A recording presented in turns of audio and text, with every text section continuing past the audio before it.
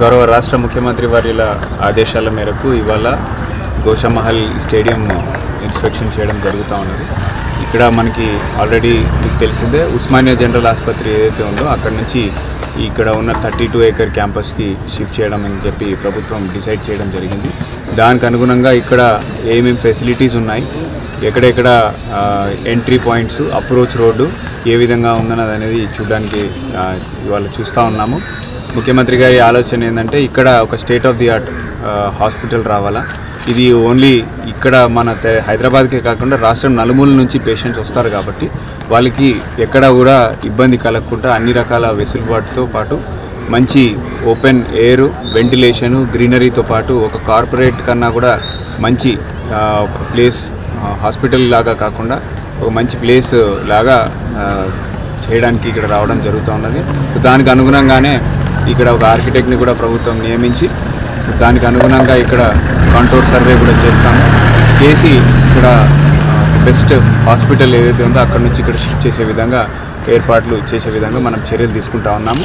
అదేవిధంగా ఇక్కడ police department వాళ్ళకు ఉన్న ఇన్ఫ్రాస్ట్రక్చర్ ఏమేమి ఉన్నాయో అవన్నీ కూడా సర్వే చేసి ఇవన్నీ కూడా ఆల్టర్నేట్ ప్లేస్ కూడా మనకి పెట్లబుర్జ్ దగ్గర ఉన్నటువంటి పీటీఓ అండ్ ఎంటీఓ ప్లేస్కి తరలించి పోలీస్ వాళ్ళకి ఇక్కడ ఉన్న దానికంటే కూడా చాలా మంచి బెటర్ ఫెసిలిటీస్ అనేది ప్రొవైడ్ చేయడం జరుగుతుంది.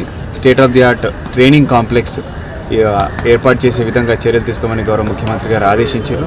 సో ఏ డిపార్ట్మెంట్కి కూడా ఎక్కడ కూడా నష్టం కలగకుండా ఇక్కడ ఉస్మానియా ఆసుపత్రి ఏర్పాటు చేసి ఇక్కడ ఉన్నటువంటి ఈ పోలీస్ ఇంక్లూడింగ్ శివలాల్ స్టేడియం ఏదైతే ఉందో ఇది ఇంతకన్నా మెరుగ్గా చేసి అక్కడ ఆల్టర్నేట్ లొకేషన్లో ఏర్పాటు చేసే విధంగా ప్రభుత్వం బడ్జెట్ కూడా కేటాయిస్తుందని చెప్పేసి తెలియజేస్తాం. ఇక్కడ 32 ఎకరాలు ఇక్కడ వస్తుంది. సో అక్కడ కూడా మనకి పీటీఓ, ఎంటీఓ అండ్ ఉన్న ప్లేస్ కూడా అక్కడ కొంచెం ఎంక్రోచ్మెంట్స్ ఉన్నాయి. సో అన్నీ బెటర్ ఎఫిషియెంట్గా యూటిలైజ్ చేస్తే ఇంకా ఇప్పుడు ఉన్న దానికంటే కూడా బెటర్గా మనకి ఇంకా ఫెసిలిటీస్ వస్తాయి. అక్కడ కూడా చూడడం జరిగింది. అక్కడ కొన్ని బిల్డింగ్స్ చాలా పాత పడిపోయి ఉన్నాయి, డైలాపిడేటెడ్ స్టేజ్లో ఉన్నాయి. సో అవన్నీ అనవసరమైన బిల్డింగ్స్ తీసేసి కొత్త బిల్డింగ్స్ మంచి ఇన్ఫ్రాస్ట్రక్చర్తో పాటు చేయాలనేది ప్రభుత్వ ఉద్దేశం. ఎక్కడ ఎవరికి ఎటువంటి ఇబ్బంది కలగకుండా ఏ డిపార్ట్మెంట్కి కూడా, ఎందుకంటే పోలీస్ వాళ్ళ ట్రైనింగ్ కూడా ఇంపార్టెంటే. సో కాబట్టి ఇది హాస్టల్స్ కేటాయించినప్పటికీ కూడా పోలీస్ వాళ్ళకి ఇంకా state of the art modern training complex చేయాలన్నది ముఖ్యమంత్రి గారి ఉద్దేశం. What you have said is correct. We will, as much as possible, will not disturb the trees because ultimately the hospital that we are going to build, it is not just about bricks and mortar. It should be about greenery and good air and ventilation so that patients coming from across the state, in fact across the country also, they should have nice ambience is what Honorable CM Sir's vision is. So according to that vision, we have government is already in talks with some good architect. So we'll come and we'll do a contour survey also, including the trees. What is the girth of the trees? What is the age of the tree?